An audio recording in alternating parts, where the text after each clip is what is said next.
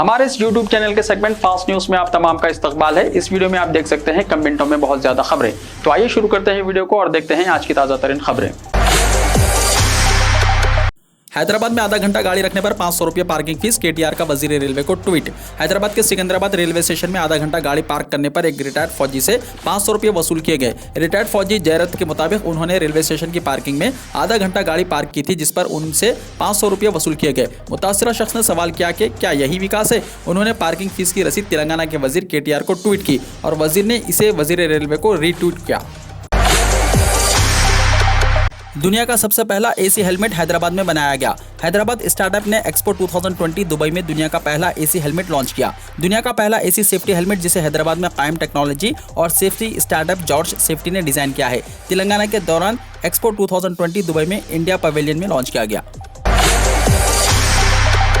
तेलंगाना के सरकारी मुलाजिमीन को चीफ मिनिस्टर चंद्रशेखर राव ने दी एक खुशखबरी। तेलंगाना के चीफ मिनिस्टर चंद्रशेखर राव ने रियासती मुलाजिमीन को डीए जारी करने की खुशखबरी दी है। तेलंगाना गेजेटेड ऑफिसर्स एसोसिएशन की सदर ममता और जनरल सेक्रेटरी ए सत्यनारायण ने कहा कि चीफ मिनिस्टर केसीआर ने सरकारी मुलाजिमीन को वाजिबुल अदा डीए की इजराई का तयक्कुद दिया है और उसे फौरी जारी करने का भी वायदा किया है, जिस पर मुलाजिमीन ने तंजीम के कायदीन ने चीफ मिनिस्टर केसीआर का खुसूसी शुक्रिया अदा किया। तेलंगाना गेजेटेड ऑफिसर्स एसोसिएशन के चेयरमैन बानी सुदूर और वजीर श्रीनिवास गौड़ की सरपरस्ती में प्रगति भवन में टी विजय ईओ के सुदूर और दीगर मुलाजिमीन ने केसीआर से मुलाकात की। इस मौके पर चीफ मिनिस्टर ने मुख्तलिफ उमूर पर तबादला ख्याल किया।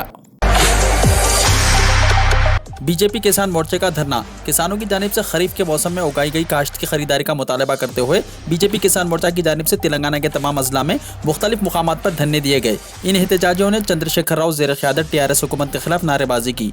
करीमनगर, नलगुंडा, रंगारेड्डी समेत दीगर अजला के कलेक्टरेट्स पर यह धरने दिए गए। विलन और मुनफरिद अदाकारी के लिए बेताज बादशाह अमजद खान। गब्बर सिंह ये वो नाम है जिसने बॉलीवुड की सुपरहिट फिल्म शोले में अमजद खान को फिल्म इंडस्ट्री में मजबूत शनाख्त दिलाई। अमजद खान 12 नवंबर 1940 को हैदराबाद में पैदा हुए। अमजद खान को अदाकारी विरासत में मिली। उनके वालिद जेनित फिल्म इंडस्ट्री में विलन रह चुके हैं। उन्होंने बतौर अदाकार अपने करियर का आगाज 1957 में आई फिल्म अब दिल्ली दूर नहीं से किया था। इस फिल्म में उन्होंने चाइल्ड स्टार का किरदार अदा किया था। फिल्म शोले की तामीर के वक्त गब्बर सिंह वाला किरदार डैनी को दिया गया था, लेकिन इस वक्त फिल्म धर्मात्मा में काम करने की वजह से उन्होंने शोले में काम करने से इनकार कर दिया। शोले के स्क्रिप्ट राइटर सलीम खान की सिफारिश पर रमेश सिप्पी ने अमजद खान को गब्बर सिंह का किरदार अदा करने का मौका दिया। 4 गवर्नमेंट कॉलेजेस में लेक्चरर्स की ज़रूरत है। गवर्नमेंट डिग्री कॉलेज फलकनुमा में लेक्चरर की ज़रूरत है। इस कॉलेज में commerce, computer science, English, history, maths और तेलुगु पढ़ाना होगा। एप्लीकेशन 14 नवंबर तक कॉलेज ऑफिस में दाखिल कर सकते हैं। Interview government degree college Khairatabad में 17 नवंबर को होगा। Hussain Alam government degree college for womens में गेस्ट लेक्चरर्स की ज़रूरत है। इसमें commerce, computer science, computer application, English, maths पढ़ाना होगा। ख्वाहिशमंद अफराद 15 नवंबर शाम 4 बजे तक अपनी दरख्वास्तें सर्टिफिकेट्स के कॉपीज़ के साथ कॉलेज में जमा करवा सकते हैं। इसमें लेडीज़ को तरजीह दी जाएगी। इंटरव्यू 17 नवंबर को 10:30 बजे गवर्नमेंट डिग्री कॉलेज खैरताबाद में होगा। Government degree college Golconda for womens में जुज़वक्ती लेक्चरर्स की ज़रूरत है। इस कॉलेज में इंग्लिश मीडियम में commerce, computer science, history, maths, English और तेलुगु पढ़ाना होगा। ख्वाहिशमंद अफराद 13 नवंबर सुबह 10:30 बजे से 3:30 बजे तक कॉलेज ऑफिस में एप्लीकेशन के साथ सर्टिफिकेट्स के कॉपीज सबमिट करें। इंटरव्यू 17 नवंबर को गवर्नमेंट डिग्री कॉलेज खैरताबाद में होगा। गवर्नमेंट डिग्री कॉलेज चंचलगुड़ा में गेस्ट लेक्चरर की ज़रूरत है। कॉलेज में कॉमर्स, कंप्यूटर साइंस, इंग्लिश और हिस्ट्री पढ़ाना होगा। ख्वाहिशमंद उम्मीदवार 15 नवंबर शाम 5 बजे तक अपनी सर्टिफिकेट्स कॉपीज़ के साथ एप्लीकेशंस कॉलेज ऑफिस में जमा कर सकते हैं। इंटरव्यू 17 नवंबर सुबह 9 बजे से डिग्री गवर्नमेंट कॉलेज खैरताबाद में होगा। मियाँ भाई गाने के खालिक हैदराबादी नौजवान ने म्यूजिक इंडस्ट्री छोड़ दी, कहा नहीं करेंगे हराम काम। रोहान अरशद ने म्यूजिक इंडस्ट्री छोड़ने का ऐलान किया है। उन्होंने चंद घंटे पहले यूट्यूब पर एक वीडियो जारी किया जिसमें उन्होंने कहा कि वो म्यूजिक इंडस्ट्री को अलविदा कह रहे हैं और वो अपने इस फैसले से खुश हैं। उन्होंने अपने वीडियो पैगाम में कहा कि मैं अब म्यूजिक वीडियोस नहीं बनाऊंगा। इस्लाम में म्यूजिक हराम है, मैं जानता हूँ, लेकिन मुझे एक जुनून था और मुझे ये करना था जो मैंने किया, लेकिन अब आइंदा से म्यूजिक से किनारा कशी इख्तियार करूंगा। उन्होंने मजीद कहा कि ये मेरा आखिरी फैसला है, शायद मुझे अल्लाह की तरफ से हिदायत मिल रही है और ये फैसला मेरे लिए काफ़ी मायने रखता है और मैं इस फैसले से खुश हूँ। कुछ दिन पहले उन्होंने कहा था कि वो एक बड़ा ऐलान करने वाले हैं और आज उन्होंने ऐलान कर दिया। नौजवान ने कहा कि वो म्यूजिक छोड़ने की वजह अगली वीडियो में बताएंगे। अलबत्ता उन्होंने ये भी कहा कि वो यूट्यूब नहीं छोड़ रहे हैं, बस हराम से दूरी इख्तियार कर रहे हैं। वाज़ेह रहे कि तालिब इल्म रोहान अरशद ने यूट्यूब चैनल पर रैप गाना मियाँ भाई अपलोड किया था। इस वीडियो को देखने वालों की तादाद 21 मिलियन से पार कर गई थी और लाखों लाइक भी इस गाने को मिले थे। Doctor B R Ambedkar open university के अंडर ग्रेजुएट कोर्सेज के लिए supplementary exams. Doctor B R Ambedkar open university के तहत बीए, बीकॉम, बीएससी के प्रोग्राम्स के लिए undergraduate first year, second year और फाइनल ईयर के सप्लीमेंट्री एग्जाम्स यानी 3 साल डिग्री कोर्सेज स्पेल 2 दिसंबर 2021 का आगाज 28 दिसंबर से होगा। यहाँ जारी करदा प्रेस नोट में बताया गया है कि फर्स्ट ईयर के डिग्री एग्जाम्स 28 दिसंबर से 31 दिसंबर तक मुनक्किद किए जाएंगे। साल दुवम के डिग्री एग्जाम्स का आगाज 3 जनवरी से होगा जो 8 जनवरी तक जारी रहेगा। इसी तरह साल सुवम के डिग्री एग्जाम 17 जनवरी से 22 जनवरी तक होंगे। इम्तिहानात के औक़ात रोजाना 2 बजे दिन तक 5 बजे शाम रहेंगे। इम्तिहानात के लिए नाम दर्ज करवाने के सिलसिले में यूनिवर्सिटी के पोर्टल www.braounonline.in विजिट करें। असदुद्दीन ओवैसी ने कासगंज में पुलिस तहवील में अल्ताफ की मौत पर दिया बड़ा बयान। कही ये बात, कासगंज पुलिस स्टेशन में अल्ताफ की पुरअसरार मौत का मामला तूल पकड़ता जा रहा है। AIMIM के सदर और मेंबर पार्लियामेंट असदुद्दीन ओवैसी ने इसको कत्ल करार दिया है। नीस उन्होंने वजीर आला योगी और दीगर सियासी पार्टियों पर मजहब की सियासत करने का इल्जाम भी आयद किया। 19 नवंबर को जुज़वी चांद ग्रहण भारत में देखा जा सकेगा। 19 नवंबर को जुज़वी चांद ग्रहण नमूदार होगा। भारत से चांद तुलू होते ही जुज़वी चांद ग्रहण खत्म होता हुआ नजर आएगा। ये जुज़वी चांद ग्रहण अरुणाचल प्रदेश और आसाम के इंतहाई शुमाल मशरक़ी हिस्सों से बहुत ही मुख्तसर वक्त के लिए नजर आएगा। भारत के महकमे मौसमियात के ज़राए के मुताबिक ये चांद ग्रहण खित्ते के जिन हिस्सों में नजर आएगा इनमें मगरबी अफ्रीका, मगरबी यूरोप, शुमाली अमेरिका, जनूबी अमेरिका, एशिया, ऑस्ट्रेलिया, बहर अक़यानुस और बहरुल काहिल शामिल हैं। चांद ग्रहण का जुज़वी मरहला भारत वक्त के मुताबिक 12:48 से शुरू होगा। ये जुज़वी मरहला भारतीय वक्त के मुताबिक 4:17 पर ख़त्म हो जाएगा। अगला चांद ग्रहण भारत में 8 नवंबर 2022 को नजर आएगा। ये मुकम्मल चांद ग्रहण होगा। खातून इंस्पेक्टर ने कंधों पर उठाकर बीमार को किया हॉस्पिटल मुंतकिल। इंसानी हमदर्दी और बहादुरी की सताइश। रियासत तमिलनाडु के चेन्नई में धुआंधार बारिश की वजह से आम जिंदगी ठप होकर रह गई है। बारिश के दौरान चेन्नई के टीपी सीतरम इलाके में एक खातून इंस्पेक्टर पुलिस राजेश्वरी ने एक शख्स की जान बचाने के लिए उसे अपने कंधों पर उठाकर हॉस्पिटल मुंतकिल किया। ये वीडियो सोशल मीडिया पर वायरल हो गया। 28 साल नौजवान जो बीमार था शमशान घाट के पास पड़ा हुआ था। खातून इंस्पेक्टर ने उसे कार में हॉस्पिटल के लिए ले जाने की कोशिश की, ताहम ये मुमकिन नहीं हो सका, जिस पर उन्होंने नौजवान को कंधे पर उठाकर ऑटो तक पहुंचाया और उसे हॉस्पिटल मुंतकिल किया। खातून सब इंस्पेक्टर की इंसानी हमदर्दी और बहादुरी की हर तरफ से सताइश की जा रही है।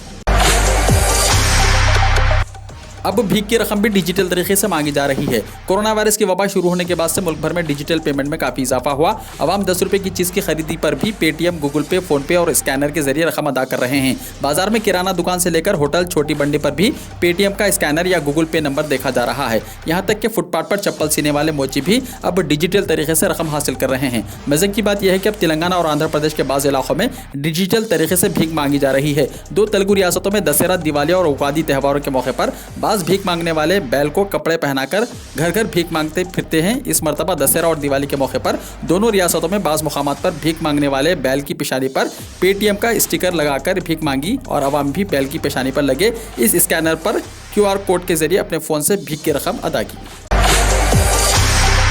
हिंदुस्तान में कोविड-19 टीकाकारी की मजमूई तादाद 110 करोड़ के निशाने को पार कर गई। आज सुबह 7 बजे तक मौसूल होने वाली उबूरी रिपोर्ट के मुताबिक गुज़िश्ता 24 घंटों के दौरान 57,54,817 लोगों को कोविड के टीके लगाए गए, जिसके साथ ही हिंदुस्तान में कोविड की टीकाकारी की मजमूई तादाद 110 करोड़ को पार कर गई।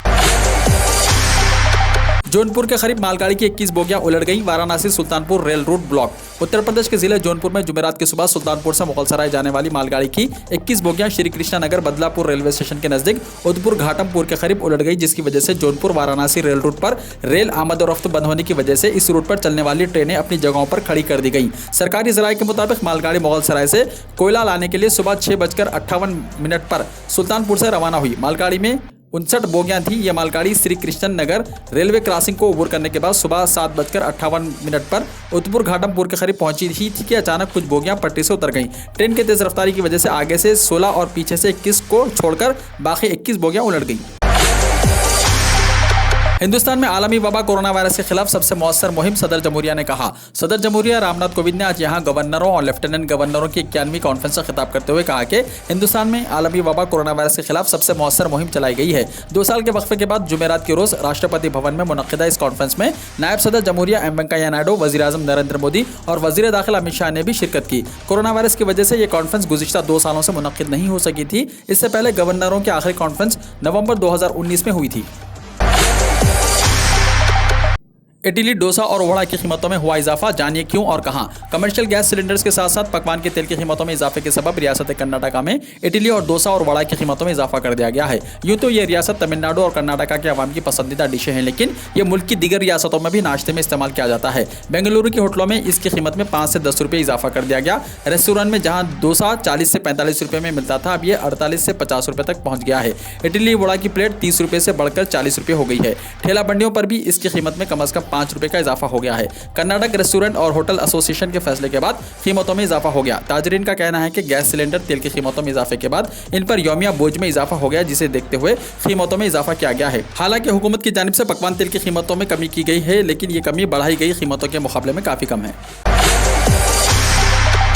मौलाना आज़ाद अजीम मुजाहिद आज़ादी और कौम परस्त थे, वेंकैया नायडू ने कहा। नायब सदर जमहूरिया हिंद एम वेंकैया नायडू ने मुजाहिद आज़ादी मौलाना अबुल कलाम आज़ाद को उनकी यौम पैदाइश के मौके पर भरपूर खिराज अक़ीदत पेश किया। अपने पैगाम में नायब सदर ने कहा कि कौम परस्त, आज़ादी पसंद, मुफक्किर और माहिर तालीम मौलाना अबुल कलाम आज़ाद की यौम पैदाइश पर उनकी याद को सलाम पेश करता हूँ। आपने मुश्किल वक्त में कौमी इत्तेहाद और फ़िरका वाराना हम आहंगी पैदा करने में अहम किरदार अदा किया। त्रिपुरा मामले में दिल्ली के 4 वकीलों के खिलाफ यूएपीए के तहत मुकदमा के इंदिराज को चैलेंज। त्रिपुरा के बारे में गुमराहकुन सोशल मीडिया पोस्ट्स पर दिल्ली के 4 वकीलों के खिलाफ यूएपीए के तहत मुकदमा दर्ज करने को सुप्रीम कोर्ट में चैलेंज किया गया है। आज एडवोकेट प्रशांत भूषण ने chief justice N V Ramana की अदालत को बताया कि रियासती हुकूमत की कार्रवाई के अलावा उन्होंने यूएपीए की दफात को भी चैलेंज किया है। इसकी जल्द समाअत होनी चाहिए। चीफ जस्टिस ने इस दरख्वास्त को जल्द समाअत के लिए दर्ज करने की यकीन दहानी कराई। अक्टूबर के आखिर में दिल्ली के 4 वकला की एक फैक्ट फंडिंग टीम मुसलमानों पर हालिया हमलों की तहकीकात के लिए त्रिपुरा गई थी। 4 वकला जो त्रिपुरा गए थे, इनमें एहतशाम हाशमी, अमित श्रीवास्तव, मुकेश और अंसार इंदौरी शामिल हैं। इन वकीलों ने प्रेस कॉन्फ्रेंस करके त्रिपुरा हुकूमत को कटहरे में खड़ा कर दिया था, जिसके बाद त्रिपुरा पुलिस ने इनके खिलाफ यूएपीए के तहत मुकदमा दर्ज किया था और इन्हें नोटिस जारी किया था। फजर की अजान से साधु संतों की पूजा में खलल पड़ता है, साध्वी प्रज्ञा सिंह की इश्तियाल अंगेजी। बीजेपी रुकने पार्लियामेंट साध्वी प्रज्ञा सिंह ठाकर ने एक मरतबा फिर इश्तियाल अंगेजी की है। उन्होंने इस मरतबा अजान से मुताल्लिक मुतनाज़ा बयान दिया है। साध्वी का कहना है कि फजर की अजान की वजह से साधु संतों की पूजा में खलल पड़ता है। प्रज्ञा ठाकुर ने मंगल के रोज़ फजर की अजान पर एतराज़ जाहिर करते हुए कहा था कि इससे लोगों की नींद हराम की जाती है। साथ ही उन्होंने इल्ज़ाम आयद किया था कि सुबह की अजान से साधु संतों की पूजा में खलल पड़ता है और इस दौरान मरीजों का भी ध्यान नहीं रखा जाता है।